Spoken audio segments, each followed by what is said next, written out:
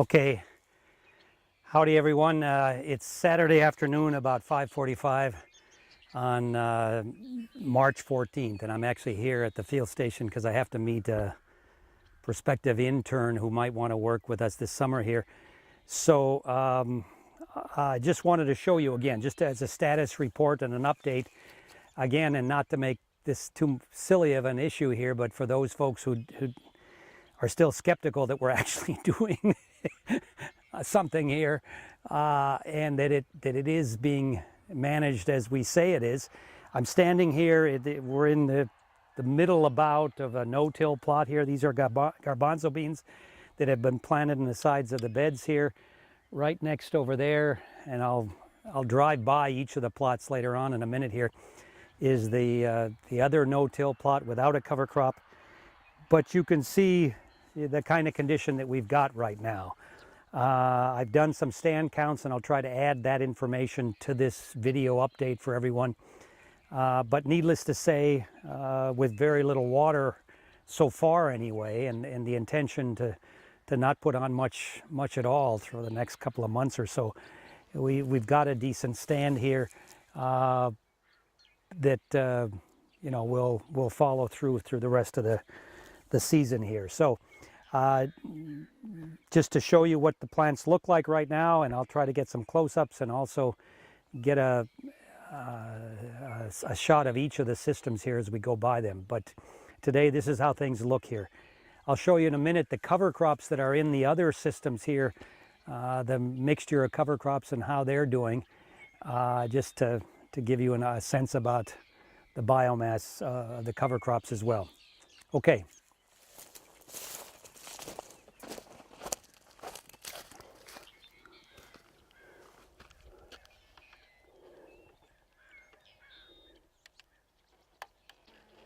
Okay, right here we're looking at, right in front of the camera here, this plot is a no-till plot without cover crops. So you can see, you know, some of the old cotton and tomato residue from the old days with the garbanzo bean plants right in here. So we managed to get a stand here in this system. You can also see over here the quite a bit different residue condition. That's following last summer's sorghum, and a lot more cover over the soil there.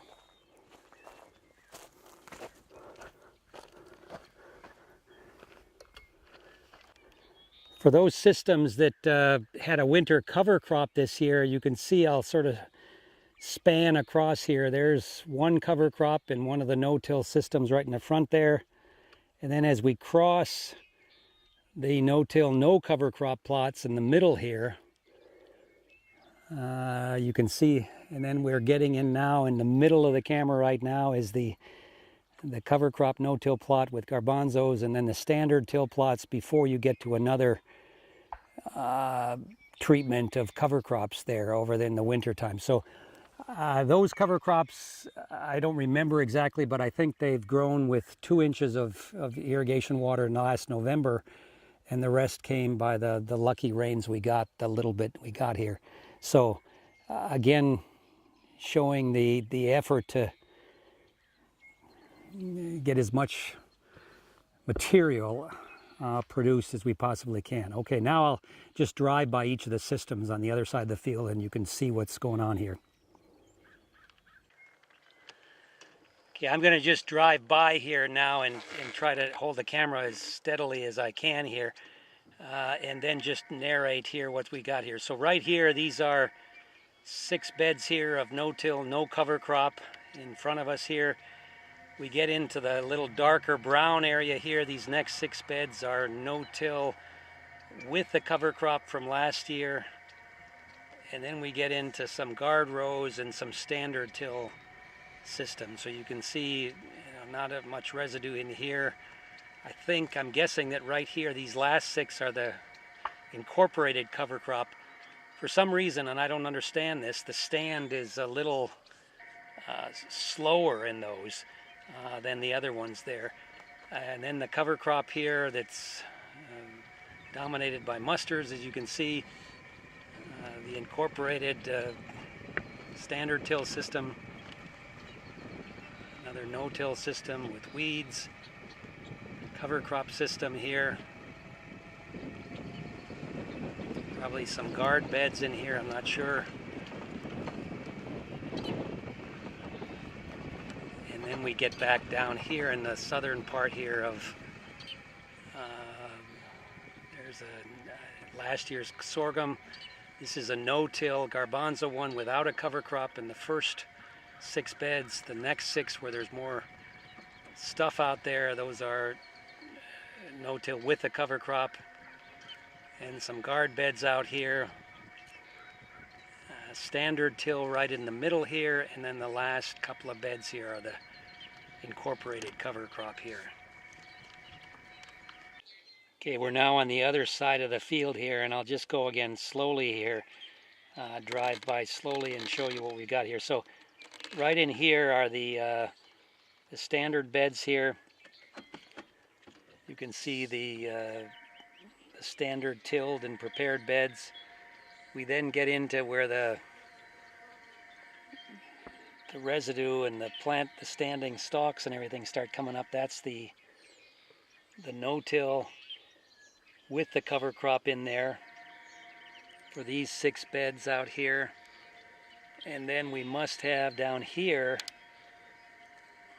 this is actually the garbanzos that are no-tilled without a cover crop. So that's just the residue that these 6 beds right out here. So what you can see here is, you know, just no-till.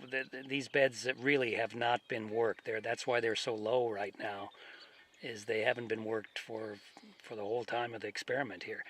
So again, then we get different residue conditions. This is actually,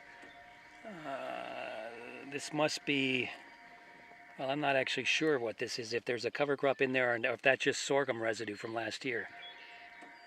This is where I get behind in the weeds here again, okay?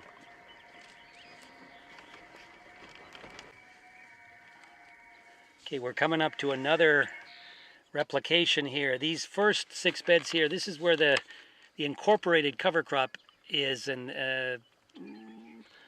standard tillage, and again, I don't know why that the garbanzos they're a little behind here in these plots here, whereas when you get to the standard till no cover crop, they look stronger and they're more advanced, these 6 beds right here. All right, then there's some guard rows in here, and then we get to the no-till with a cover crop out here. So that's last year with a cover crop, and then these 6 beds over here are without a cover crop, no-till without a cover crop. And you can see we're again got weeds out here that have come up here and need some sort of management. Okay, these are standard beds again here, and as I drive off here, this concludes your March 14th update. Have a nice weekend, everyone. Take care.